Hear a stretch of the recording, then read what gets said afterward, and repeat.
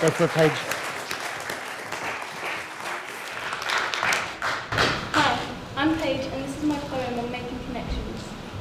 Dear son, I'm afraid I'll be the cause of every problem you'll have, and I wish you could have seen the way your father smiled before he met me.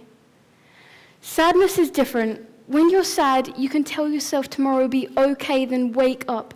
Depression is a demon. When you're depressed, you can tell yourself tomorrow will be okay, then wake up to your demon bacon burnt biscuits. Happiness is different. When you're happy, you can tell yourself today will be awesome, then enjoy yourself. Mania is an angel. When you're maniac, you can tell yourself today will be awesome, then enjoy yourself until your angel loses her grip. The best days are the worst days, and the worst days are the best days, when you can't tell if you're slightly maniac or slightly depressed, so you just call the days you don't know normal, until you cycle above heaven or you're buried below hell. Son, I think too much for my own good, and I stay inside much longer than I should, and my mind is the worst place I can think of. My mind is an ocean in the sky without water, with trees for clouds. My poetry comes from men in nooses, gasping for their last breaths of stanzas, and they all have my face. There's a 10 to 25% chance that one day you'll read these words and know exactly what it feels like to eat burnt biscuits and fly over angels. I stopped praying a long time ago, but when I forgot what the sunlight looks like, I pray for you. I pray that I won't cause you any more trouble than I already have, and I pray that one day your dad finds a smile he showed me, because when I saw it, I never had to question if I was happy. Love, Mum.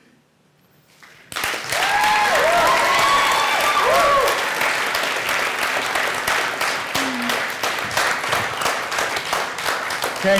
Yeah. How do you feel? Still nervous. Still nervous. It's Yeah. still in there. It's still in there.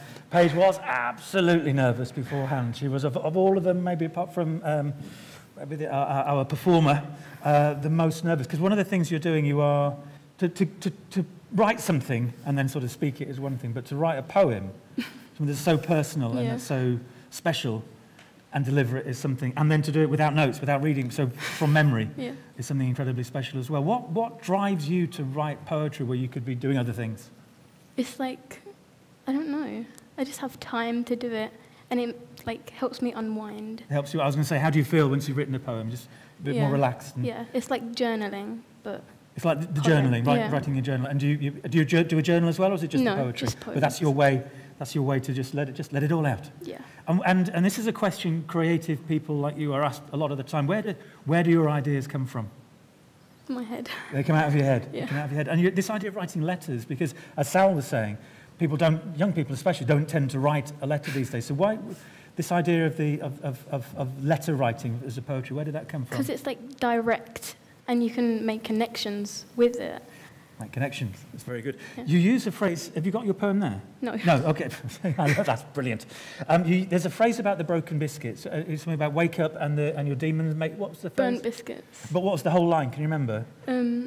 Wake up to your demon bacon burnt biscuits. You wake up to your demon baking burnt biscuits. There is so much poetry. So the alliteration, the novelty of that particular line. The demon bake, not just baking any old biscuit, baking the burnt biscuits. You can smell that line. That's just absolutely wonderful poetry. I think Paige has got a huge future ahead of her as a poet, because that was absolutely stunning. And well done for overcoming your own demons and standing here. Brilliant. Paige, thank you very much.